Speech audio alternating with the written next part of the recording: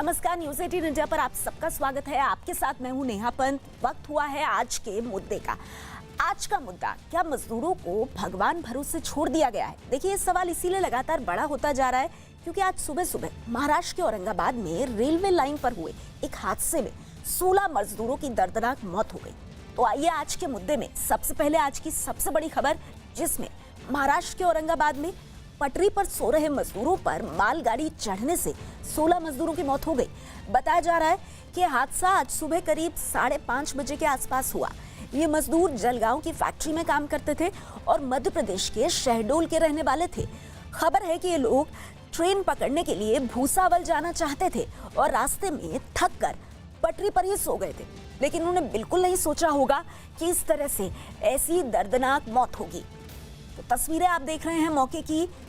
16 मजदूरों की मौत हो गई है। हमारे साथ इस बड़ी खबर पर संवाददाता सिद्धार्थ सीधे औरंगाबाद से जुड़ गए हैं। सिद्धार्थ, ताजा अपडेट क्या मिल रहा है, क्योंकि मरने वालों का आंकड़ा बढ़कर 16 हो गया है।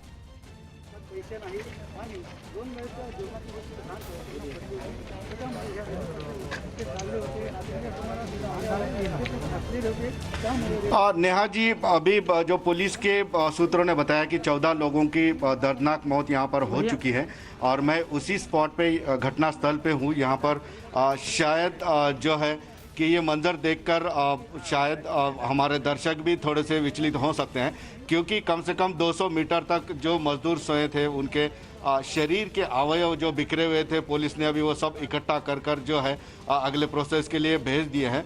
ये जो मजदूर हैं पूरे जालना के एक स्टील फैक्ट्री में काम करने वाले थे। मजदूर एमपी के थे और वो जालना के तकरीबन निकल कर औरंगाबाद पहुंचना चाहते थे और औरंगाबाद के आसपास वो मजदूर पहुंच गए थे। रात में थके आ रहे मजदूर शायद थोड़ा सा विश्राम करने के लिए इस पटरी पर सो गए थे और पता है हम सबको कि सारे रेलवेज बंद है। उस मजदूरों को भी लगा होगा कि कोई रेलवे आने जाने वाली नहीं है, लेकिन माल जो गुड्स ट्रेन है जो वस्तुओं की ले जा करती है वो ट्रेनें चालू है। उसी ट्रेन के नीचे ये हादसा हुआ है। औरंगाबाद से नांदेड़ के लिए पेट्रोल लेकर जाने वाली मालगाड़ी यहाँ पर आई और 14 मजदूर जो इस ट्रैक पर सोए थे उनको जो है रौंद कर आगे निकल गई। 4 मजदूर इस हादसे में बच चुके हैं जो कि बाजू में बैठे थे, जो वो बच चुके हैं, लेकिन 14 लोग जो है यहाँ पर मर चुके हैं। मैं बताना चाहता हूँ कि मजदूरों की जो वस्तुएं ट्रैक के अंदर बिखरी पड़ी है, बता सकता हूँ कि यहाँ पर चार्जर पड़ा है और रास्ते कुछ खाने के लिए रोटियां मजदूरों ने ली थी, वो रोटियां भी ट्रैक पर बिखरी पड़े हैं। बहुत ही दर्दनाक और भयंकर हादसा है नेहा जी, लेकिन अभी यहाँ पर जो है पुलिस प्रशासन है, औरंगाबाद जिला प्रशासन है, यहाँ पर पहुँच चुके हैं और जो है अगले प्रोसेस की तैयारी में है। जी, वाकई में मतलब दिल दुखा देने वाली ये तस्वीरें आप हम तक पहुंचा रहे हैं सिद्धार्थ। किस तरह से ट्रैक पर वो जो मजदूर जो अब हमारे बीच नहीं रहे, उनका गमछा, उनके खून से सने हुए कपड़े, उनके पास जो रोटियां नहीं होंगी वो रोटियां वहाँ बिखरी हुई हैं, इसके अलावा चार्जर। तो हमारे संवाददाता हमें जानकारी दे रहे हैं कि कितना दर्दनाक हादसा रहा ये, और शायद इन मजदूरों को ये वो सोच के बैठे थे कि ट्रेनें तो चल नहीं रही हैं, लेकिन उनको बिल्कुल एहसास नहीं था कि जिस ट्रैक पर वो सो रहे थे वहीं से मालगाड़ी गुजर जाएगी और अब तक 16 लोगों की जान चली गई है। देखिए, हम सवाल ये उठा रहे हैं कि क्या इस देश के मजदूरों को, जो इस देश की रीढ़ हैं, क्या इन प्रवासी मजदूरों को हमने बिल्कुल इनके हाल पर छोड़ दिया है? क्या इनको भगवान भरोसे छोड़ दिया है? हमारे साथ इस चर्चा में कांग्रेस पार्टी से संजय निरुपम जी जुड़ गए हैं, बीजेपी मुंबई से इसी खबर पर जुड़ेंगे। लेकिन उससे पहले सिद्धार्थ, मैं आपके पास आना चाहूंगी और बहुत ही विस्तार से आप एक बार बताइए हमारे दर्शकों को, क्योंकि ये जो ट्रैक पर जो खून से सने हुए कपड़े, इन गरीबों के पास जो थोड़ी बहुत रोटियां पड़ी होंगी, बस अब यही इनकी निशानी के तौर पर बचा है, जान तो इनकी चली गई।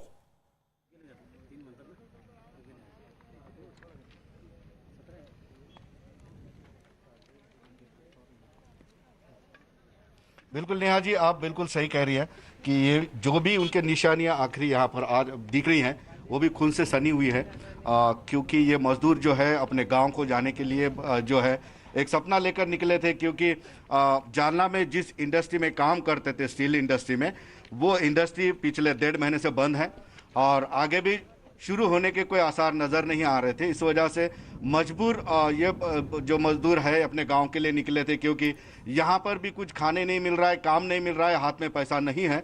इस वजह से वो शायद ये सोचकर निकले होंगे कि हम हमारे गांव जाते हैं, हमारे लोगों के बीच जाते हैं तो वहाँ कुछ ना कुछ जुगाड़ हो जाएगा।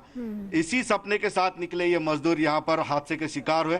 जैसे आपने बताया कि यहाँ पर उनके आखिरी निशानियां जो है वो भी खून से सनी हुई है। उनके चार्जर है, उनके कपड़े हैं, उनके जूते हैं और शायद कुछ प्लेइंग कार्ड्स भी यहाँ पे गिरे, शायद टाइम पास के लिए उनके साथ में रहे होंगे। तो बिल्कुल ही यहाँ पर जो है दर्दनाक, मतलब आंख में आंसू आ जाए, इस तरह के मंजर थे पूरे शरीर के। कि इन मजदूरों की सुध आखिर कौन लेगा? क्या सरकार इनकी सुध नहीं लेगी? जिस तरह से इन मजदूरों को क्या हमने भगवान भरोसे छोड़ दिया है, ये सबसे बड़ा सवाल है। हमारे साथ मैं आपको बता दूं, मुंबई से विवेक गुप्ता भी जुड़ गए हैं। विवेक, मैं आपके पास आऊंगी, लेकिन उससे पहले संजय जी, मैं सीधे आपका रुख करूंगी। आप लोगों की सरकार है प्रदेश में और ये तस्वीरें किसी की भी आंखों में आंसू ले आए। ये जो 16 मजदूर हैं, ये अपने घर जाने के लिए निकले और इस तरह से मालगाड़ी के नीचे आकर के खत्म हो गए। क्या ऐसे मजदूरों की, ऐसे लोगों की इस देश में कोई सुध लेने वाला नहीं है? देखिए, ऐसे हादसों में पर मैं कोई राजनीतिक बयान देने के लिए यहाँ पर नहीं हूँ, लेकिन निश्चित तौर पर 2-3 सवाल खड़े करने जरूरी हैं। पिछले 40 दिनों से, जब से लॉकडाउन हुआ है, तब से प्रवासी मजदूर अपने अपने गांव जाना चाहते हैं। हम बार बार ये डिमांड करते रहे कि उनके लिए व्यवस्था कर दीजिए, उन्हें गांव जाने दीजिए, लेकिन नहीं सुना जा रहा है। सरकारों की तरफ से जो बयानबाजी आ रही है, जैसे भारतीय रेलवे ने कहा कि हम 85% टिकट का भाड़ा हम उठाएंगे, राज्य सरकारों ने कहा 15% उठाएंगे, लेकिन दोनों सरकारों की तरफ से कहीं से भी ऐसा जीआर या आदेश करके नहीं है। दोनों सरकारों की तरफ से, दोनों तरफ की सरकारों की तरफ से मजदूरों को आश्वस्त करने वाली बातें नहीं आई, इसलिए एकदम से वो अनिश्चय की स्थिति में। तीसरी महत्वपूर्ण बात यह है, तीसरी जो महत्वपूर्ण सबसे बड़ी बात है कि महाराष्ट्र के ग्रामीण क्षेत्र में बड़े पैमाने पे फैक्ट्रियां बंद हैं और उन फैक्ट्रियों के अंदर जो मजदूर हैं वो बेचारे ऐसे ही बेरोजगार हैं और उनके पास कुछ काम धाम नहीं है, और जो मालिक है उनको जबरदस्ती रोक के रखे, उनको जाने नहीं दे रहे हैं। तो मालिकों के दबाव में प्रवासी मजदूर जहां तहां फंसे पड़े हैं। सरकार की तरफ से कोई ऐसी ठोस व्यवस्था नहीं हो रही कि इनको लेकर के इनको उनके गांव पहुंचाया जाए। सरकारें एक दूसरे के बीच सिर्फ फुटबॉल खेल रही हैं, अपनी बयानबाजी कर रही हैं। ये जो एक दुर्भाग्यपूर्ण स्थिति है, निश्चित तौर पर इससे जितना जल्दी हो तमाम सरकारों को समन्वय स्थापित करके जल्दी निपटना चाहिए। सारे के सारे प्रवासी मजदूरों को उनके गांव भेजने का एक बेहतर व्यवस्था, बेहतर इंतजाम करना चाहिए। संजय जी, मैं ना आपकी इस वक्त में आपकी तारीफ करूंगी इस बात को लेकर के कि आप लोग भी पार्टनर हैं उस सरकार में जो महाराष्ट्र की है, लेकिन आप मान रहे हैं इस बात को कि राज्य सरकार भी कहीं ना कहीं इस मामले में फेल रही है। तो राज्य सरकार के ऊपर मैं आगे आऊंगी, क्योंकि ये सवाल जरूर उठेगा कि महाराष्ट्र में इस तरह की दर्दनाक तस्वीरें आ रही हैं, तो उद्धव ठाकरे, उनकी पूरी सरकार को क्या आभास नहीं है कि जाने कहां कहां कितने प्रवासी मजदूर फंसे हैं और किस तरह से यात्रा कर रहे हैं वो ऐसी मजबूरी में? लेकिन उसके साथ ही ये भी बताइए, आपको क्या लग रहा है कि केंद्र की तरफ से जिस तरह की मदद चाहिए थी वो मदद क्या नहीं मिल पा रही है? क्या इस तरह की स्थिति बन रही है? बिल्कुल, सरकार को पता नहीं है कि सचमुच प्रवासी मजदूर कहाँ हैं, कितने हैं। कोई डेटाबेस हमारे पास नहीं है, कोई जानकारी नहीं है। सरकार बस हवा में डंडे भांज रही है। जहां तक केंद्र सरकार की बात है, निश्चित तौर पर राज्य सरकारें जो अपेक्षा कर रही हैं कि केंद्र सरकार की तरफ से फ्री टिकट की व्यवस्था होनी चाहिए, ट्रेन की जर्नी फ्री होनी चाहिए, वो व्यवस्था नहीं हो पा रही है। कभी हम बेंगलोर में देखते हैं कि उनसे टिकट का भाड़ा वसूला जा रहा है, कभी मुंबई में पुलिस डिपार्टमेंट की तरफ से सारे माइग्रेंट मजदूरों को मैसेज दिया जा रहा है। कल हमने गुजरात में देखा कि वहां पर भी सबसे मामलतदार ऑफिस में सबसे टिकट का भाड़ा जो वो वसूला जा रहा है। तो अब सरकार कह रही है कि नहीं, हम फ्री में कर रहे हैं, 85% हम देंगे। ये जो एक प्रकार का कंफ्यूजन बना के रखा गया है, बहुत दुर्भाग्यपूर्ण है। इसे जितना जल्दी हो खत्म करना चाहिए। ठीक है, मैं इस पर राम कदम जी आपका रिएक्शन लेना चाहूंगी। सभी सरकारें इसमें बराबर की जिम्मेदार हैं। अगर इन 16 मजदूरों की जान गई है तो इनकी सुध अगर राज्य सरकार ने नहीं ली तो इनकी सुध केंद्र सरकार भी नहीं ले रही है। राम कदम जी, मैं आरंभ में ये कहूंगा, आज का ये बहुत ही हादसा दुर्भाग्यपूर्ण है और इस संकट की घड़ी में हम सरकार पर कोई आरोप प्रत्यारोप नहीं करना चाहते, पर समूचा देश एक बुनियादी बात समझेगा कि महाराष्ट्र में जो रहने वाले अन्य राज्य के लोग हैं, मजदूर हैं, वो महाराष्ट्र छोड़कर जाना क्यों चाहते हैं। आज का 45वां दिन है। 45वें दिन जो इतनी बड़ी लंबी दूरी पैदल काट रहे हैं, इसका कारण क्या? महाराष्ट्र के मुख्यमंत्री ने जब बांद्रा में घटना घटी थी, भारी भीड़ वहां इकट्ठी हुई थी, उस समय उन्होंने कहा कि हम 6.5 लाख लोगों को भोजन दे रहे हैं। अगर तुम दोपहर का शाम का उन्हें भोजन दे रहे हो तो ये महीना का ये समझने की आवश्यकता है कि महाराष्ट्र उसको खाने पीने का संसाधन देने में सरकार की कमियां रही है। सरकार को वहां पे दुरुस्ती करने की आवश्यकता है। ये पहली बात। और 2 दिन में ये दूसरी घटना है, यानी आज हमने ये लाशें देखी, ये दुर्भाग्यपूर्ण है। और कल मुंबई के एक अस्पताल में लाशें आंखों के सामने रखी है और वहां पर कोरोना पॉजिटिव पेशेंट्स का इलाज कराया जा रहा है। देश में हर तीसरा पेशेंट महाराष्ट्र से है। देश में हर तीसरी मौत ये महाराष्ट्र से है। यानी कोरोना में पूरी तरह से नियंत्रण पाने में महाराष्ट्र सरकार दुर्भाग्य से काबू खो चुकी है। सर, इस पर एक रिएक्शन मैं संजय जी का लेती हूँ, उसके बाद मैं फिर आपके पास आऊंगी। संजय जी, जो बात राम कदम कह रहे हैं उस पर आप रिस्पॉन्ड करना चाहेंगे? देखिए, सवाल ये नहीं है कि कौन सी सरकार फेल हो गई, कौन सी सरकार पास हो गई। सच ये है कि जो कोविड-19 का जो एक जो संकट है वो एक अप्रत्याशित तौर पर आया है और सरकारें इसका अंदाज लगाने में, इसका क्या फॉलो आउट होगा इसका अंदाज लगाने में फेल हो गई। और निश्चित तौर पर प्रवासी मजदूरों को जो खाना खिलाने का विषय था, जिनके पास राशन कार्ड नहीं है उनको राशन मुहैया कराने का विषय था, या कुक फूड देने का विषय था, या उनके गांव जाने की क्या इंतजाम करने का विषय था, इन सारे विषयों में कहीं ना कहीं फेल हो गए हैं। इससे मैं इनकार नहीं कर सकता। और सिर्फ एक सरकार की बात नहीं है, जितनी सरकारें हैं, क्या गुजरात सरकार क्या बहुत अच्छे ढंग से हैंडल कर पा रही है, क्या मध्य प्रदेश सरकार हैंडल कर पा रही है, कर्नाटक सरकार क्या हैंडल कर पा रही है क्या? इसलिए किसी पार्टी को, किसी सरकार को दोष देने के बजाय हमको ये स्वीकार करना चाहिए कि इतना बड़ा संकट है कि इससे निपट पाने में जो हमारी जो व्यवस्था की पूरी तरह से फेल हो गई, या कहूं कि व्यवस्था एक्सपोज हो चुकी है और अभी भी संवेदनशीलता की कमी है, जिसकी वजह से हम प्रवासी मजदूरों को उनके भरोसे या भगवान भरोसे नहीं, ये सही बात आप कह रहे हैं कि इसमें किसी एक सरकार को सिंगल आउट करने से नहीं चलेगा, क्योंकि अगर ये परिस्थिति महाराष्ट्र की है तो राम कदम जी आप मानेंगे कि गुजरात, मध्य प्रदेश, कर्नाटक या और भी जो राज्य प्रवासी मजदूर जगह जगह फंसे हुए हैं, हर जगह उनकी एक ही स्थिति है। थोड़ा बहुत ज्यादा बेहतर या खराब होगी, लेकिन बहुत जगहों पर प्रवासी मजदूर पैदल ही अपने घरों की तरफ निकल रहे हैं। तो यानी कई सरकारें, हम सब लोग मिलकर इन मजदूरों के लिए कुछ नहीं कर पा रहे हैं। मैं आपके पास आऊंगी सर, लेकिन मैं जल्दी से रुक करना चाहूंगी। मुंबई से हमारे साथ संवाददाता विवेक गुप्ता मौजूद हैं। विवेक, इस पूरी घटना पर क्या महाराष्ट्र सरकार की तरफ से कोई प्रतिक्रिया आई है? और दूसरी बात, सबसे बड़ा सवाल हम ये उठा रहे हैं कि हमारे देश की रीढ़, हर छोटे से बड़ा काम करने वाला ये मजदूर, क्या आज पूरी तरह से भगवान भरोसे है?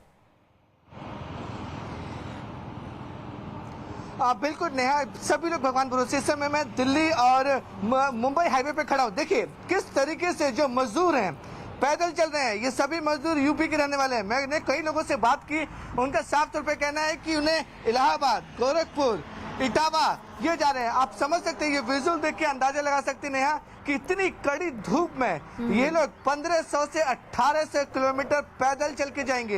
ये दृश्य, ये लाइव दृश्य, ऐसा नहीं कि ये लोग अभी अभी आए हैं। ये दिन रात इस हाईवे पे, बोल रहा मैं, इस हाईवे पे जो नासिक हाईवे, दिन रात ये लोग यहाँ पे चलते रहते हैं। वही मैं दूसरी तो अपने कैमरामैन से बोलूंगा आपकी दूसरी तस्वीरें दिखाए। देखिए किस तरीके से जो एक पूरा ग्रुप है थक कर बैठ गया है, क्योंकि उनकी जो चलने की क्षमता है वो धीरे धीरे कम होती जा रही है। मैं अगर जूम करके दिखाऊंगा, देखिए किस तादाद में जो लोग हैं अपने सर पर सामान रखकर, अपने हाथों में सामान लेकर सैकड़ों किलोमीटर पैदल चलने को तैयार हैं। इसका अंदाजा आप लगा सकते हैं कि किस तरीके से लोग मजबूर हैं। इनके पास 45 दिन हो गए, इनके पास पैसे नहीं है, खाने को खाना नहीं है। यही वजह है कि तस्वीरें देखकर आप अंदाजा लगा सकते हैं किस तरह से लोग परेशान हैं। 1800 से 2000 किलोमीटर ये लोग पैदल चलेंगे। यानी कि आप इतनी गर्मी में 35 डिग्री बॉम्बे का टेम्परेचर है, और आगे जाते जाते एमपी जब यूपी पहुंचेंगे 40-42 डिग्री टेम्परेचर पहुंच जाएगा। तो नेहा, जो मेरे साथ जो लोग जुड़े हुए हैं, आप अंदाजे लगाइए किस तरीके से। कहाँ जा रहे हैं आप लोग? जी मैं तो यूपी जाऊंगा। यूपी? जी। पैदल? नहीं, यहाँ से मुलुंड जा रहा हूँ भाई के पास। तो ये क्या करते हो आप? यही काम करता था चाय की दुकान में।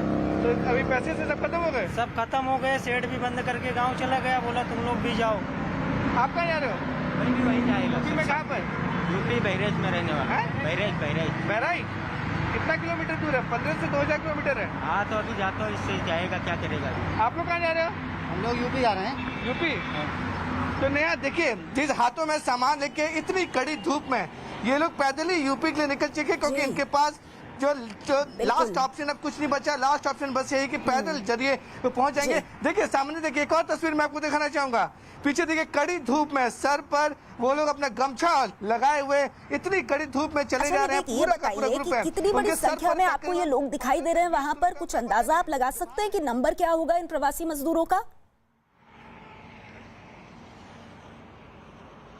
नेहा देखिए, अगर हम नंबर की बात करें तो इसमें जो प्रतिदिन इसमें सैकड़ों लोग जा रहे हैं। इनका 7 रुपए कहना है, इनका 7 रुपए कहना। जहां ये काम करते थे उनके मालिकों ने बोल दिया है कि अभी फिलहाल काम पूरी तरह से बंद है। बंद होने की वजह से इनके पास कोई पैसा बचा नहीं है।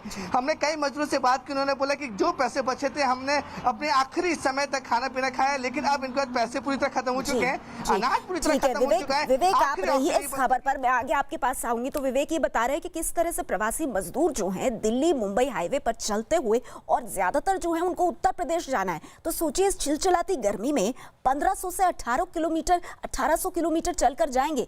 ये हालत है इन मजदूरों की। और ये सिर्फ खाली मुंबई की तस्वीर हो या आपको खाली औरंगाबाद से आज की बुरी खबर आई हो, ऐसा नहीं है। कोच्चि, सूरत, मुंबई, मथुरा, भोपाल, नागपुर, ये 6 तस्वीरें आप अपने सामने देख रहे हैं। और इन तस्वीरों में देखिए आप किस तरह से प्रवासी मजदूर कभी ट्रक के ऊपर बैठकर, दूध की गाड़ियों में छिप करके, हॉट मिक्स प्लांट के भीतर किसी तरह से एक दूसरे से ठूस कर भरे हुए जैसे तैसे अपने घर पहुंचना चाहते हैं। सवाल ये है कि हर सरकार अपनी तरफ से कह रही है कि हम राहत पैकेज अनाउंस कर रहे हैं, हम मजदूरों के साथ खड़े हैं, हम खाना खिला रहे हैं, तो फिर ये मजदूर इतने परेशान क्यों हैं?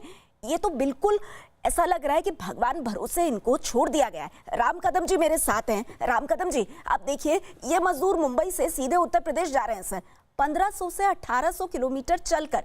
तो ये किसी एक पर्टिकुलर राज्य की बात नहीं है राम कदम जी। ऐसा लग रहा है कि हर राज्य में से कमोबेश यही तस्वीरें आ रही हैं। और मजदूर जो है उन्होंने भी मान लिया है कि वो राज्य के निवासी हो गए हैं, कि शायद केंद्र सरकार उनको देश के नागरिक के रूप में नहीं देख रही है। अब कोई यूपी का है, कोई महाराष्ट्र का है, कोई कर्नाटक का है। तो इस स्थिति से हम कैसे निपटें? देखिए नेहा, मैं फिर से एक बार दोहराऊंगा कि मैं आरोप किसी सरकार पर नहीं करना चाहता, पर आपके ही संवाददाता ने, पत्रकार ने ये कहा कि महाराष्ट्र से जाने वाले मजदूरों के पास खाने पीने का कोई संसाधन नहीं है, उस कारण वो मजबूरी से जा रहे हैं।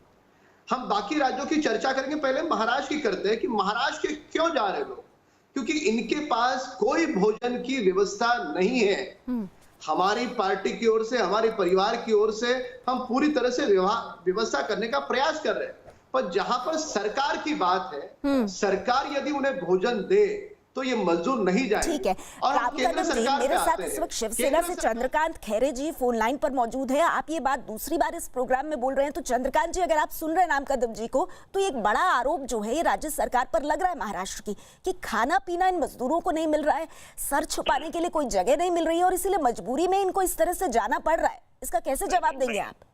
मैं ये बताऊंगा आपको कि मैं तो स्वयं रोज खाना दे रहा हूँ सबको। हमारे सारे शिवसेना सैनिकों की ओर से भी सब MP MLA सब हमारे जो भी लोग खड़े करते हैं, मेयर डिप्टी मेयर सब अलग अलग जाके खाना दे। अभी ये जो घटना घटी है रेलवे के नीचे की, ये बहुत दर्द भरी है। और ये बहुत किस्से है। ये जालना से SRJ कंपनी से वो निकल गए थे रात शाम को, और वो उनको बहुत नींद आ रही थी, तो वो रेलवे पटरी पे सो गए। और रेलवे पटरी पे सो गए तो सवेरे 5:10 में वहां से जो ट्रेन मालगाड़ी थी, गुड्स ट्रेन, वो उधर से आ गई, और किसी को पता नहीं। जो 16 लोग ऑन दी स्पॉट चले गए, एक लोग उसमें जख्मी हो गया, इंजर्ड है, और 3 लोग नीचे बैठे थे तो वो बच गए। और ये सारे लोग मध्य प्रदेश जा रहे थे। आज हमारे यहाँ से संभाजीनगर औरंगाबाद से एक ट्रेन जबलपुर जाने वाली है, तो उसके लिए शायद वो निकल गए होंगे वहां से। अभी ये न्यूज़पेपर में बताया जाता है। खैरे साहब, मैं आप जो कह रहे हैं वो तो फैक्ट्स, मैं उस पर सवाल नहीं उठा रही हूँ। सवाल रामकदम ये उठा रहे हैं कि इन मजदूरों को इस वक्त जब लॉकडाउन है तो इनको क्यों छोड़ना पड़ रहा है महाराष्ट्र? इसीलिए क्योंकि इनके पास पैसे नहीं है, इनको खाना नहीं खिला पा रही है सरकार, इनका ध्यान नहीं रख पा रही है सरकार, इसीलिए पैदल चल करके अपनी जान जोखिम में डाल रहे हैं। मैं आपको बता दूंगा कि इसमें जो मैं स्वयं, मेरे वहाँ जो वालूज इंडस्ट्रीज एरिया है, बजाज नगर है, सेंद्रा है, चिकलथाना है, वहाँ के लोगों को मैं जाके रोक लिया कि आप जाइए मत आपके गांव को। और आपके गांव को जाने के बाद में आपको घर में अंदर लेंगे नहीं गांव वाले भी। 15 दिन आपको फिर क्वारंटाइन होना पड़ेगा। और ये कारण से आप और क्यों परेशान हो रहे हैं? आप यहाँ रुकिए, एक 8-10 दिन के बाद में सब फैक्ट्रियां चालू हो रही है, अभी भी चालू हो रही है महाराष्ट्र में। वो रुकेंगे कैसे? वो लोग ये कह रहे हैं, मजदूर ये कह रहे हैं हमारे पास पैसा नहीं है और मालिक ने हमको काम से निकाल दिया, तो वो किसके लिए रुकेंगे सर? नहीं, मैं ये बताऊंगा कि सारे ये मजदूरों के लिए, बाकी सभी लोगों के लिए, बाहर सभी शिवसेना की तरफ से हो, अन्य पार्टियों की तरफ से हो, उसके बाद में संस्थाओं की वजह से उनको खाना दिए जा रहा है। मैं तो खुद स्वयं जाके मैं देता हूँ कई बार। मुझे समझ नहीं आ रहा कि अब कौन सही तस्वीर पेश कर रहा है, क्योंकि हमारे साथ संजय निरुपम जी भी अभी जुड़े थे, तो उनकी भी पार्टी जो है वो हिस्सेदार है आपकी सरकार में। उन्होंने तो कहा कि किसी भी राज्य सरकार को, और उसमें उन्होंने अपनी भी सरकार को शामिल किया, कि कोई आइडिया ही नहीं है कि कितने प्रवासी मजदूर कहाँ फंसे हैं। राम कदम कह रहे हैं कि कोई इंतजाम नहीं है, तो राम कदम जी खैरे साहब तो कह रहे हैं इंतजाम तो हुए हैं। इसमें मैं आपको एक बात बताऊंगा।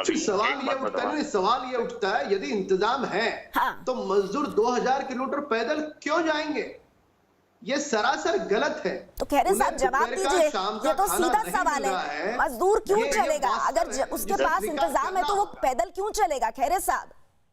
हाँ जी, नहीं, घर पे जाने की ओर उनको लगी है। मैं तो अभी कहूंगा कि मतलब हमारे गृह मंत्री जी को बोलूंगा कि इनको किसी को मत जाने दीजिए अभी बाहर, वही टेंट डाल दीजिए, उनकी सारी व्यवस्था करिए, तो जाएंगे नहीं। तो ऐसा कई बार होगा, लेकिन वहां से भी लोग भागे। अभी मैं ये कहूंगा कि अभी ये दर्द भरी और बहुत कदम साहब कुछ कह रहे हैं, घटना घटी है। कदम साहब कुछ कह रहे हैं। नेहा जी, यदि सरकार, मैं बड़ी जिम्मेदारी के साथ कहूंगा, सरकार केवल इनको दोपहर का, शाम का खाना दे तो एक भी मजदूर महाराष्ट्र छोड़कर जाएगा नहीं, ये वास्तव है। ठीक है, केंद्र सरकार ने ठीक है। संजय निरुपम साहब, आपने राम कदम जी को सुना, आपने चंद्रकांत खैरे जी को सुना। मैं अभी तक ये नहीं समझ पा रही हूँ, मेरे ख्याल में हमारे व्यूअर्स भी अभी थोड़ा सा कंफ्यूज होंगे कि वास्तविक स्थिति है क्या भाई इन प्रवासी मजदूरों को लेकर, क्योंकि राज्य सरकारें कह रही हैं कि हम तो इनका ध्यान रख रहे हैं, लेकिन ये प्रवासी मजदूर खुद कह रहे हैं कि हम सैकड़ों किलोमीटर चल के अपने घर जा रहे हैं क्योंकि हमारे पास पैसा नहीं है। देखिए, अपने देश में पिछले 70 वर्षों में पहली बार इतना बड़ा जो रिवर्स माइग्रेशन हमने देखा है। पहले लोग गांव से शहर में आते थे, शहर से गांव में जा रहे। क्यों ऐसा हो रहा है? लोग जो अपना गांव घर छोड़ के शहरों में आते थे या आते रहे हैं, वो रोजी रोटी की तलाश में। आज रोजी बंद है, रोटी बंद है, ऑफिस बंद है, कारखाने बंद है, मालिक खुद फरार हो चुके हैं। और सरकारें कितना भी दावा कर लें, सबको खाना नहीं खिला सकती, पर्याप्त खाना नहीं खिला सकती। उनके पास जो जमा पूंजी है सब खत्म हो गई है। ऐसे में सरकार की ये जिद ही गलत है कि हम इनको नहीं जाने देंगे, हम इनको खिलाएंगे। आप खिला ही नहीं सकते, क्योंकि आपको पता ही नहीं है कि आपके इलाके में कितने माइग्रेंट लेबर्स रहते हैं। इनका कोई रजिस्ट्रेशन नहीं है, इनके पास कोई राशन कार्ड नहीं, इनका कोई आधार कार्ड नहीं। और ऐसे में सरकार को ये जिद छोड़नी चाहिए और तत्काल जितना जल्दी हो इनके जाने का इंतजाम, एक बेहतर इंतजाम करके इनको विदा करना चाहिए, वरना इस प्रकार के हादसे और भी होंगे। मैं रायगढ़ की एक फैक्ट्री की बात बता रहा हूँ, जिंदल स्टील फैक्ट्री के अंदर 10,000 से ज्यादा मजदूर अटके हैं। वो जाना चाहते हैं, उनका मालिक उनको नहीं जाने देना चाहता। उनको हफ्ते में एक बार 500 रुपए दिया जा रहा है और पूरे हफ्ते उनसे मजदूरी कराई जा रही है। वो सभी के सभी बेचैन हैं, लेकिन प्रशासन और पुलिस के दबाव में ला करके उनको नहीं जाने दिया जा रहा है और उनको सरकार की तरफ से कोई खाने या उनके रहने की पर्याप्त व्यवस्था नहीं हो रही है। तो ऐसे में सरकारों को जिद छोड़नी पड़ेगी और इनको जितना जल्दी हो ये जो फोर्स रिवर्स माइग्रेशन का नजारा हमको देखने को मिल रहा है, इसको आज की एक रियलिटी के तौर पर स्वीकार करके हमको मानना चाहिए और काम करना चाहिए। चंद्रकांत खैरे साहब, आप सुन रहे हैं, निरुपम साहब ने स्पष्ट इसमें सुझाव दिया है। मैं आती हूँ राम कदम जी, आपके पास आती हूँ, पहले खैरे साहब से एक प्रतिक्रिया, फिर आपके पास आऊंगी। तो मैं ये कहूंगा कि सारे लोग उनको मदद करने के लिए तैयार है, लेकिन इनको अपने गांव पे जाने की ओर लगी है। वो किसी का नहीं, खैरे साहब आपने सुना नहीं निरुपम जी को। संजय निरुपम कह रहे हैं कि सरकारों को ये जिद छोड़नी पड़ेगी कि हम इसको अपने ही राज्यों में रखेंगे, इनको खिलाएंगे पिलाएंगे। आप ये नहीं कर सकते, आपके पास डेटा ही नहीं है कि कितने प्रवासी मजदूर आपके यहाँ फंसे हुए हैं। आपको बेहतर इंतजाम करके उनको वापस भेजना चाहिए। ये कांग्रेस पार्टी के कद्दावर नेता संजय निरुपम कह रहे हैं, वो कांग्रेस पार्टी जो आपके राज्य में सरकार का बहुत अहम हिस्सा है। नहीं, इनको भेजना चाहिए। तो इसलिए माननीय मुख्यमंत्री जी उद्धव जी ठाकरे इन्होंने भी कहा कि पहले ट्रेन भेजो दिल्ली से, तो ट्रेन में इनको सबको लेके जाना पड़ेगा, ये भी किया। लेकिन अभी 2-3 दिन से उद्धव जी ने बहुत अच्छी मतलब व्यवस्था की है, हमारे सारे मंत्रियों ने अच्छी व्यवस्था की, सारे कार्यकर्ता भी काम कर रहे हैं। मैं स्वयं मेरे वहाँ के जो वालूज इंडस्ट्रियल एरिया है, केंद्रा इंडस्ट्रियल एरिया है, चिकन थाना इंडस्ट्रियल एरिया है, वहाँ के सारे मजदूरों को मैंने रोक के उनको आपने बिल्कुल किया होगा, आपने अपने इलाके में किया होगा, मैं उससे इनकार नहीं कर रही हूँ। मैं ये कह रही हूँ कि औरंगाबाद में जो हुआ ये महाराष्ट्र में कहीं और ना हो या किसी राज्य में और ना हो, ये हम कैसे सुनिश्चित करेंगे? राम कदम जी, जो संजय निरुपम कह रहे हैं, क्या आप उस बात में वजन पाते हैं कि अब एक व्यवस्था करके इन मजदूरों को उनके घर भेजने की कोशिश करनी चाहिए? कोई भी राज्य सरकार इस वक्त ऐसी स्थिति में नहीं है कि हर एक मजदूर तक खाना पानी सब कुछ पहुंचा सके। नेहा जी, मजदूरों की तो हालत बद से बदतर है, पर महाराष्ट्र में रहने वाले जो लोग हैं, जो गरीब तबके के हैं, जो मिडिल क्लास के लोग हैं, उनके भी हालत भुखमरी के कारण बहुत बुरे हैं।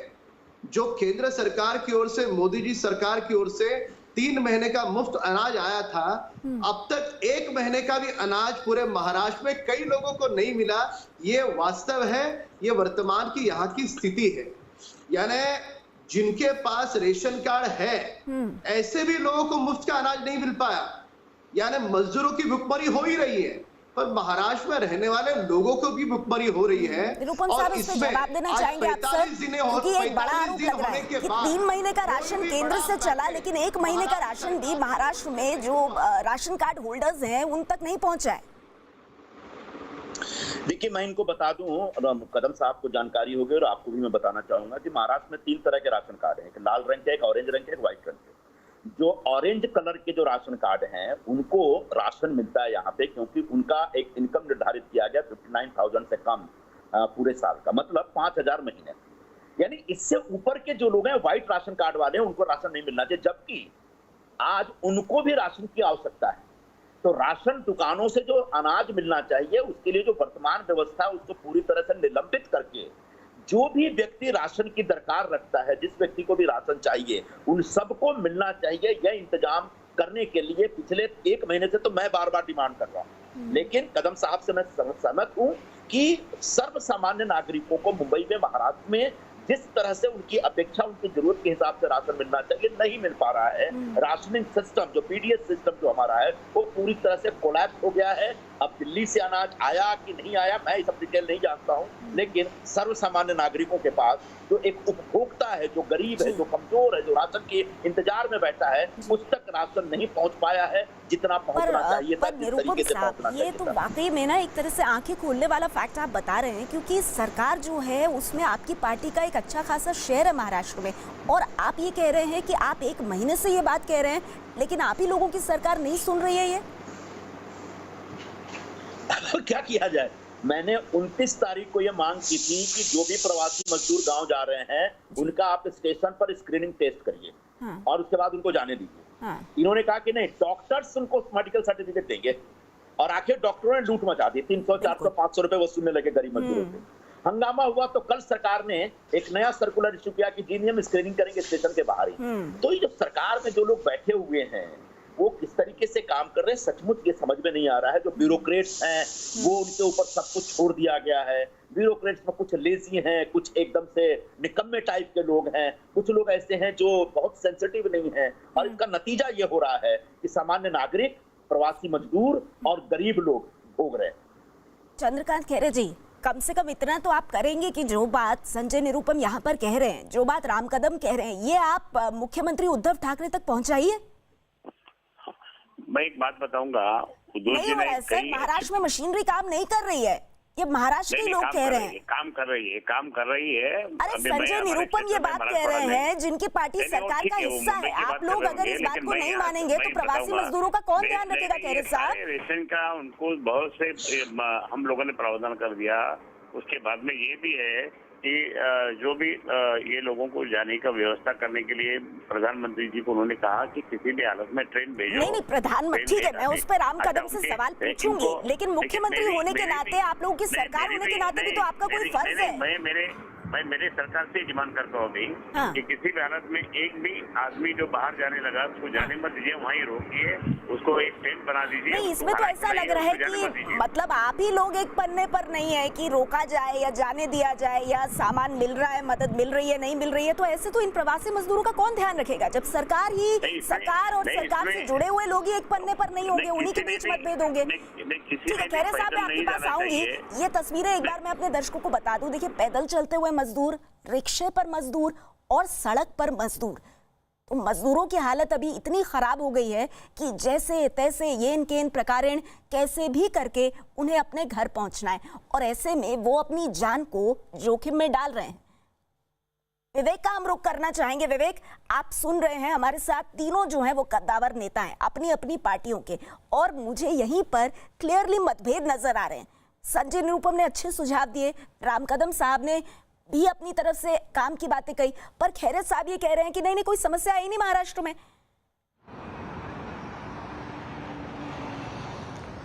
नेहा देखिए, अगर समस्या नहीं है, जो हमने कुछ देर पहले तस्वीरें दिखाई थी वो हकीकत है, जमीनी हकीकत है। ये खैरत साहब भी देख रहे हैं, संजय जी भी देख रहे हैं, राम कदम जी भी देख रहे हैं, ये जमीनी हकीकत है। अगर उन्होंने फिर से देखा तो मैं फिर से जूम करके अपने कैमरामैन से बोलूंगा, आपको जूम करके देखिए, एक जत्था अभी भी इतनी कड़ी धूप में वो पैदल चलकर आ रहा है, और ये सभी लोग यूपी के मजदूर हैं। इतनी कड़ी धूप में 1800 से 2000 किलोमीटर पैदल चल के जाएंगे। राम कदम जी ने अच्छा सवाल खड़ा किया, अगर इन्हें दिन भर का एक समय का खाना दे दिया जाएगा तो ये शायद ना जाएं। तो वही अब जो चंद्रकांत खरे साहब हमारे साथ जुड़े हुए हैं, ये तस्वीरें देखिए किस तरीके से जो लोग हैं वो पैदल चलते हुए आ रहे हैं। खैरे साहब हमारे साथ फोन लाइन पर है, तो आपको ये तस्वीरें जो हैं ये उनको समझानी पड़ेंगी।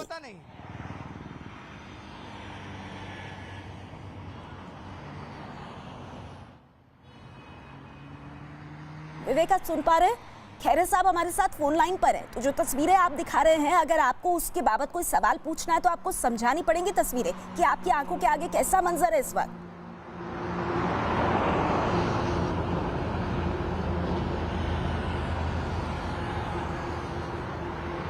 इनको हमने सब लोगों ने रिक्वेस्ट की कि आप मत जाइए, आप यहाँ टेंट में रहिए, आपकी पूरी व्यवस्था हम लोग कर रहे हैं, सरकार भी कर रही है, लेकिन नहीं हो रही है। चंद्रकांत खैरे जी, व्यवस्था नहीं हो रही है। अगर व्यवस्था होती तो औरंगाबाद में इस तरह का हादसा क्यों पेश आता? मेरे वहाँ तो नहीं हो रही, लेकिन मेरे वहाँ। और इस वक्त औरंगाबाद के सांसद इम्तियाज जलील जी हमारे साथ फोन लाइन पर जुड़ गए हैं। इम्तियाज जी, सबसे पहले तो औरंगाबाद की इस दुखद घटना को लेकर के आप हमारे साथ क्या जानकारी साझा कर सकते हैं? देखिए, ये बहुत ही अफसोस की बात है कि औरंगाबाद से कई 100 ऐसे मजदूर हैं, चाहे वो बिहार के हो, मध्य प्रदेश के हो, झारखंड के हो, उत्तर प्रदेश के हो या पश्चिम बंगाल के। ये इन्हें अपने घर जाने का 1.5 महीने के बाद इंतजार होने के बाद अब उनकी संयम टूट पड़ा है और वो लोग पैदल ही निकल पड़े हैं। कई ऐसे आप देखेंगे, अगर आप किसी के भी मेरे फेसबुक पेज के ऊपर जाएंगे तो आप देखेंगे कि रात में आपको इतने सारे मजदूर मिलेंगे, उसमें जवान बच्चे हैं, उसमें बुजुर्ग हैं, उसमें महिलाएं हैं, या तो वो पैदल निकल पड़े हैं या साइकिलों के ऊपर निकल पड़े हैं। 1400, 1500, 1600 किलोमीटर का सफर तपती धूप के अंदर ये पैदल निकलने के लिए मजबूर इसलिए हो गए हैं कि अभी तक रेलवे की कोई भी यहाँ पर सुविधा नहीं प्रोवाइड की गई है। हम चिल्लाते रहे, हम चीखते रहे, हमने यहाँ तक कि कल के दिन जब पहली भोपाल ट्रेन यहाँ से गई जिसके अंदर 1200 मुसाफिर थे और सभी लेबरर्स थे, इसके बावजूद भी कई 100 मजदूर थे मध्य प्रदेश के जो रोड के ऊपर इस उम्मीद के ऊपर खड़े थे कि इस ट्रेन के अंदर हमें भी जगह मिल जाएगी। लेकिन प्रशासन ने सही फैसला लिया था कि हम 1200 से ज्यादा लोगों को नहीं बिठाएंगे, और आज जबलपुर के लिए ट्रेन निकलने वाली थी एक, और उस ट्रेन की उम्मीद के अंदर जो दूसरे जिले के मध्य प्रदेश के रहने वाले जो लेबरर्स थे, माइग्रेंट थे, ये लोग पैदल ही निकल पड़े इस आशा के साथ कि हम कम से कम औरंगाबाद पहुंच जाएंगे तो हमें जबलपुर की ट्रेन के जरिए हम अपने राज्य मध्य प्रदेश पहुंच सकेंगे। और इसी दौरान ये दुर्घटना घटी है। अब सवाल ये पैदा होता है कि ये ट्रेन रेलवे ट्रैक से क्यों आ रहे थे, रेलवे ट्रैक के ऊपर क्या कर रहे थे? तो यही है। तो इम्तियाज जलील जी आप रहिए हमारे साथ। चंद्रकांत खैरे जी आप सुन रहे हैं, ये ऑल इंडिया MIM के सांसद हैं उस जगह के, और ये अपनी पीड़ा बता रहे हैं कि कब से आप लोगों से गुहार लगाई जा रही है पर कोई इंतजाम ही नहीं हो रहा प्रवासी मजदूरों के लिए। खैरे साहब, हाँ बोलिए बोलिए बोलिए। जी नहीं, मैं क्या बोलूं, मैं तो चाहती हूँ कि आप भरोसा दें, आप आश्वासन दें। इम्तियाज जलील साहब कह रहे हैं कि कोई इंतजाम नहीं हुआ है। नहीं, इंतजाम हो गया, इंतजाम कर रहे हैं, हम लोग खुद कर रहे हैं, वो भी कर रहे हैं, ऐसा नहीं कि नहीं, वो भी कर रहे हैं, लेकिन वो उनके एरिया में कर रहे हैं। नहीं, जलील साहब कह रहे हैं कि वो लोग तो कब से आप लोगों से अपील कर रहे हैं कि आप ट्रेनें चलाएं, आप इन प्रवासी मजदूरों का ख्याल करें, कुछ हो ही नहीं रहा है। ट्रेन तो चल रही है, अभी कल भी ट्रेन चली है, आज भी जबलपुर जाने वाली है। हो सकता है ये लोग जबलपुर के लिए अपने स्टेशन पे आ रहे होंगे। हाँ। और वो जाएंगे, लेकिन मैं कहूँगा कि भाई व्यवस्था तो महाराष्ट्र सरकार ने की है ना। तो जलील साहब व्यवस्था तो की है महाराष्ट्र सरकार ने, अब सरकार में जो है वो तो कह रहे हैं कि भाई व्यवस्था तो हुई है, तो आप किस बात की शिकायत कर रहे हैं?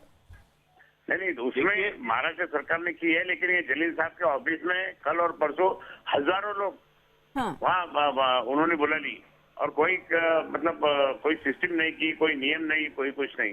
हाँ, उसके बाद में फिर पुलिस ने उनको रोक लिया। तो मुझे ऐसा तो नहीं करेगा कि जानबूझ के महाराष्ट्र सरकार की बदनामी करने के लिए ये सारे लोग तुले पड़े हुए।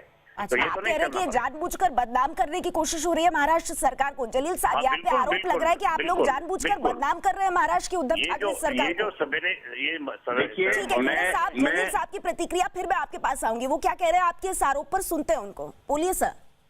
देखिए ये वक्त किसी के ऊपर आरोप करने का नहीं है। मैंने खुद ने उद्धव ठाकरे साहब जो महाराष्ट्र के मुख्यमंत्री है, इनके काम की सराहना की, ओपन में मैंने सराहना की, उनकी तारीफ की कि वो एक अच्छा काम कर रहे हैं करके। और ये जो हमारे पूर्व सांसद साहब जो बता रहे हैं, हकीकत ये है कि महाराष्ट्र सरकार ने एक नोटिफिकेशन निकाला और कहा कि मजदूर जो है वो ऑनलाइन जाके अपना फॉर्म भर दे, अपना आधार कार्ड ये कर दे और अपना मेडिकल सर्टिफिकेट लगा दे।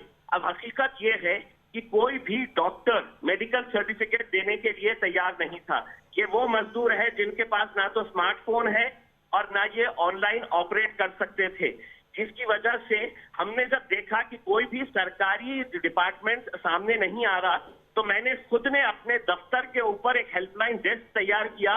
वहां पे 10 डॉक्टर्स की टीम वहां पर लगाया और वहां पर मैंने जितने भी मजदूर आ रहे थे या जितने भी स्ट्रैंडेड वर्कर्स थे, इन लोगों के डॉक्यूमेंट जमा करना, इसके लिए 15 लोगों की टीम तैयार किया। इन लोगों से हमने डॉक्यूमेंट्स लिए, इनका मेडिकल सर्टिफिकेट वहीं का वहीं करवाया, हमने अपलोड वहीं पे किया और इनकी परमिशन जैसे ही आए तो इनके हाथ पे हमने जब ये परमिशन दिया ट्रैवल पास, तब जाकर ये ट्रैवल करना चाहे। वरना आप खुद अंदाजा लगाइएगा ये मजदूरों के पास क्या स्मार्टफोन रहता है कि ये ऑनलाइन है तो अपने डॉक्यूमेंट्स अपलोड कर पाएंगे? ये तो ना तो पढ़े लिखे हैं, ये मजदूर काम करने वाले लोग हैं। चंद्रकांत खैरे जी, हम कौन सी व्यवस्था की बात कर रहे हैं? इम्तियाज जलील बहुत साफ साफ कह रहे हैं कि जब सरकार ने अकेला छोड़ दिया, मजदूरों के पास प्रवासी मजदूर जो पैदल चल के जा रहे हैं 1500, 200, 2000 किलोमीटर, सर उनमें से कितनों के पास स्मार्टफोन नहीं होगा? कहाँ से करेंगे ये इंतजाम? नहीं, देखिए म्युनिसिपल कॉर्पोरेशन ने भी उनके सारे ये ऐसे लोगों को जो टेस्टिंग करने के लिए सेंटर खोले। उसके बाद मेडिकल कॉलेज घाटी हॉस्पिटल है, उसके बाद में फिर दूसरी मिनी घाटी है, बाकी अन्य हॉस्पिटल में भी व्यवस्था की। ये सारे लोग जो हेल्थ ऑफिसर सब बहुत ही काम कर रहे हैं, उसमें कोई शक नहीं है। लेकिन मिस्टर जलील साहब ने क्या किया कि वो बताने के लिए सारे लोगों को अपने ऑफिस में बुला लिया, ये तो गलत किया। लेकिन ठीक है, अभी जो भी होगा होगा। अपने जो भी इनकी व्यवस्था जो है मजदूरों की, जो बाहर गए, सरकार ने पूरे टेंट लगा के एक भी मजदूर खाली पैदल नहीं जाने। राम कदम साहब, चंद्रकांत खैरे जी सिर्फ अपनी सरकार की पीठ ठोक रहे हैं। नहीं, अच्छा काम भी किया होगा सरकार ने, हर सरकार के सामने इस वक्त एक चुनौती है, लेकिन अभी जो तस्वीर है उसमें प्रवासी मजदूर भुगत रहे हैं और बार बार चंद्रकांत खैरे जी विश्वास देने के बजाय कह रहे हैं नहीं सब काम हो रहा है, सब लोग अपना काम कर रहे हैं। तो फिर ये मजदूर इस तरह से दर-दर की ठोकरें क्यों खा रहे हैं? नहीं, उसमें मैं कहूंगा कि राम कदम जी से मेरा सवाल है, खैरे साहब आती हूं मैं आपके पास। मजदूरों के साथ खिलवाड़ किस प्रकार से हो रही है देखिए। पहले सरकार ने कहा कि लोकल पुलिस स्टेशन में जाएं, आप अपना 25 के ग्रुप बनाएं और नाम दर्ज कराएं।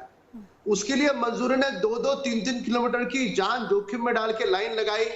उसमें सरकार ने कहा कि आप मेडिकल सर्टिफिकेट लाएं। अब मेडिकल सर्टिफिकेट के लिए 4000, 5000 लगते हैं, मजदूर लाएगा कहां से? फिर 2 दिन के बाद सरकार ने कहा कि अब मेडिकल सर्टिफिकेट की आवश्यकता नहीं है। फिर उसके पश्चात आज वर्तमान स्थिति ये है कि मुंबई के कई पुलिस स्टेशन उनका रजिस्ट्रेशन ले ही नहीं रहे। अच्छा, ऊपर मीडिया के सामने कहा जाता है हम पुलिस स्टेशन में रजिस्ट्रेशन ले रहे हैं। मैं आपसे खुला चैलेंज कहूंगा कि आप अपने पत्रकार को मुंबई के कई पुलिस स्टेशन में भेजें, मजदूर के रूप में स्टिंग ऑपरेशन करें। आपको दिखेगा कि जो मुंबई के हालात हैं वही महाराष्ट्र में कई जगह के हालात हैं। ये मेरा आरोप नहीं है। हाँ। ये मैं इंप्रूवमेंट के हिसाब से एक सुझाव दे रहा हूं कि इस प्रकार से मजदूरों के साथ साहब आप जो कह रहे हैं, मेरे साथ हमारे संवाददाता मौजूद हैं विवेक गुप्ता। विवेक, जो बात राम कदम कह रहे हैं, इस तरह की स्थिति आप तो मुंबई लगातार कवर कर रहे हैं, इस तरह की स्थिति दिख रही है? क्योंकि प्रवासी मजदूरों का दर्द तो हमें साफ दिख रहा है। नहीं, देखिए जो दर्द है वो तो साफ दिख ही रहा है, लेकिन जैसे से राम कदम जी बोल रहे हैं कि वहाँ काफ़ी ज़्यादा परेशानी हो रही है, तो ये एक जांच का विषय है। ये पुलिस वेरिफिकेशन कर रही है कि नहीं कर रही है। हालांकि मुंबई पुलिस दावा कर रही है कि जितने भी फॉर्म उनके पास आ रहे हैं बाकायदा उसके लिए एक अलग काउंटर बनाया गया है। उस काउंटर पर लोग जो मजदूर हैं वो लाइन लगा के आते हैं, उस फॉर्म लेते हैं, फॉर्म भर के चले जाते हैं। हालांकि राम कदम जी जब आरोप लगा रहे हैं तो कुछ ना कुछ उसमें ये मुंबई पुलिस के ऊपर आरोप लगा रहे हैं, तो कहने कि उन्होंने सरकार के ऊपर आरोप लगाया है। और लेकिन जहाँ तक हमारी जानकारी, जितने भी पुलिस स्टेशन हम गए, उन्होंने बाकायदा पुलिस का ये दावा है कि उन्होंने अपना एक अलग स्टॉल बना के रखा हुआ है और प्रॉपर तरीके से सब काम किया जा रहा है। बाकायदा फॉर्म दिए जा रहे हैं, बाकायदा फॉर्म भरे जा रहे हैं, और उसके बाद जो मेडिकल सर्टिफिकेट है उसके लिए जो भी मजदूर है वो अपने प्राइवेट क्लिनिक या जो उनके इलाके में जो डॉक्टर्स हैं उनका सर्टिफिकेट लेके आए। पर खैरे साहब, व्यवस्था जो है वो दुरुस्त नहीं है। एक के बाद एक आरोप लग रहे हैं और एक के बाद एक सवाल उठ रहे हैं। राम कदम जी जो कह रहे हैं वो कह रहे हैं कि वो आरोप लगाने के लिए नहीं कह रहे हैं, वो एक सजेशन दे रहे हैं, सुझाव दे रहे हैं। ये मेडिकल सर्टिफिकेट की जो बंधन था वो निकाल दिया कल गवर्नमेंट ने, महाराष्ट्र ने, और इसके लिए अभी कोई किसी की लाइन लगाने की जरूरत भी नहीं है। वो सीधा बैठ के अपने ट्रेन में जा सकता है।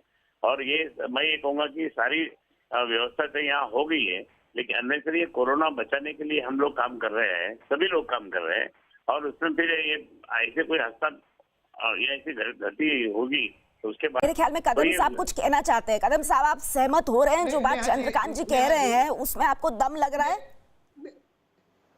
देखो नेहा जी, ये हास्य है। 3 दिन जो मजदूरों को मेडिकल सर्टिफिकेट के कारण जो तकलीफ हुई, उसका जिम्मेदारी उसकी कौन लेगा? जो सरकार में बड़े अफसर बैठे हैं, मंत्री बैठे हैं, मुख्यमंत्री बैठे हैं, क्या इनकी जिम्मेदारी नहीं थी कि मेडिकल सर्टिफिकेट को 5,000 रुपए लगते हैं, 4,000 रुपए लगते हैं, ये मजदूरों के पास नहीं है? ये उन्होंने 3 दिन पहले नहीं सोचा? अगर नहीं सोचा तो उनकी अपनी कमी है, ये दुर्भाग्य है। अब 3 दिन के बाद इन्होंने कहा कि मेडिकल सर्टिफिकेट की आवश्यकता नहीं है, और लोकल पुलिस स्टेशन में जाए तो एक पुलिस स्टेशन एंटरटेन कर रहा है, दूसरा पुलिस स्टेशन एंटरटेन नहीं कर रहा है। केंद्र सरकार की ओर से जितनी ट्रेन लगेगी उतनी ट्रेन केंद्र सरकार महाराष्ट्र सरकार को दे रही है। बुधवार दोपहर तक 25 ट्रेन देश के अलग अलग कोने में जा चुकी है। देश के अलग अलग कोने में बुधवार दोपहर तक ये महाराष्ट्र के कैबिनेट में महाराष्ट्र के मुख्यमंत्री ने बुधवार को दोपहर को खुद स्वीकार किया है। ये महाराष्ट्र गवर्नमेंट से केंद्र सरकार के रेलवे मंत्रालय को डिमांड तो जाए, ये स्वयं डिमांड नहीं कर रहे। ठीक है, और यहाँ पे आपके सवाल पर चंद्रकांत खैरे जी से मैं जवाब लूंगी, लेकिन इससे पहले औरंगाबाद में जो दर्दनाक घटना हुई, उस घटना में जिस तरह से 16 मजदूरों की जान गई, उसे लेकर देखिए हमारे संवाददाता की ये रिपोर्ट।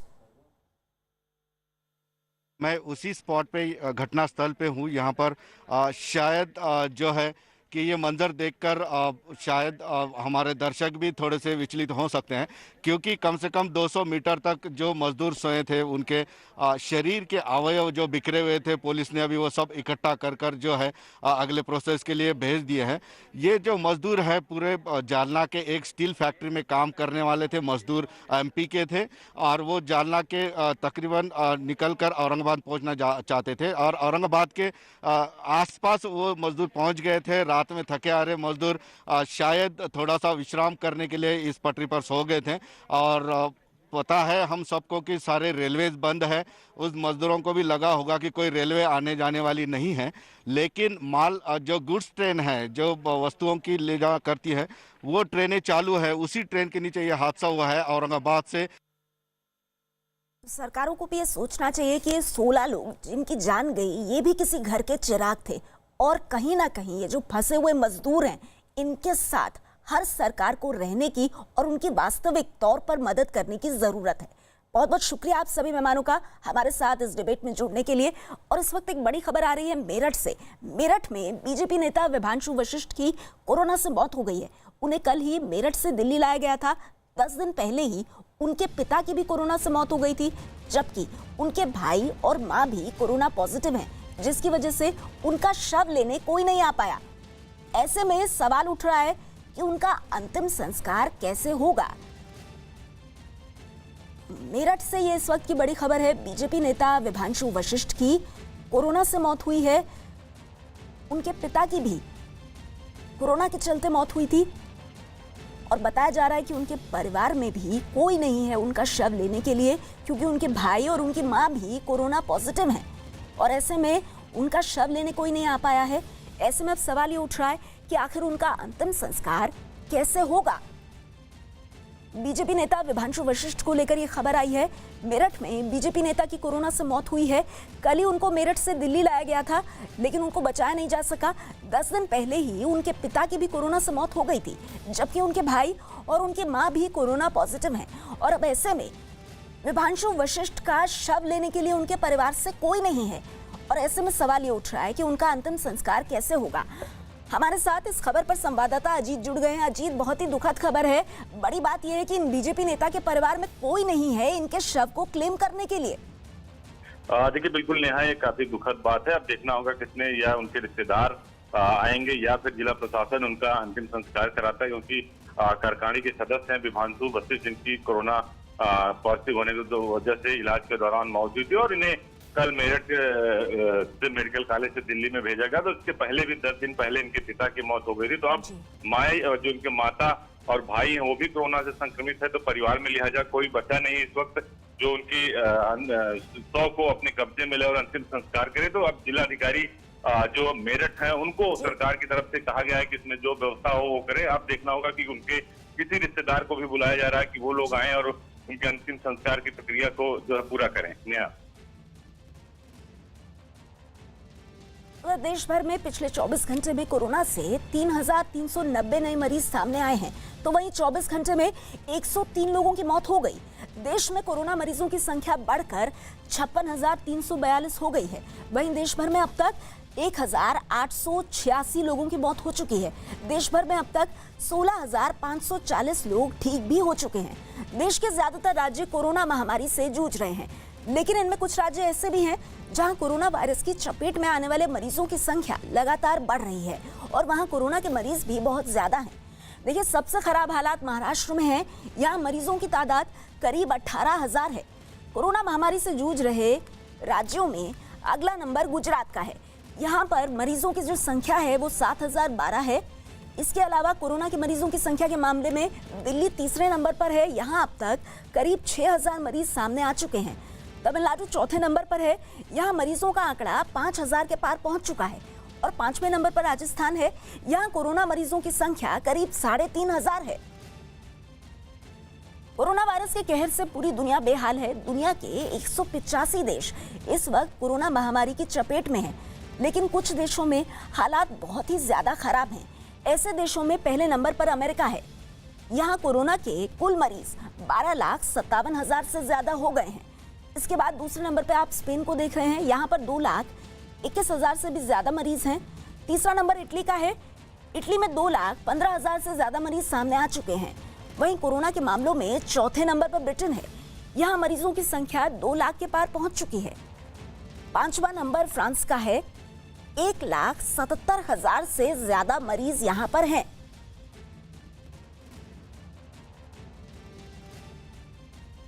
अमेरिका की एक बड़ी tech company Vista Equity Partners Reliance Jio में 11,311 करोड़ का निवेश करेगी, जिसके बदले उसे रिलायंस जियो की 2.3% हिस्सेदारी मिलेगी। कुछ दिन पहले फेसबुक से हुई डील के मुकाबले विस्टा की तरफ से ये जो डील हुई है ये अपने आप में काफी बड़ी है। जियो में ये 11,311 करोड़ का निवेश करने वाली है। बदले में इसे 2.3% की हिस्सेदारी मिलेगी। कुछ दिन पहले फेसबुक से ही एक डील हुई थी जियो की।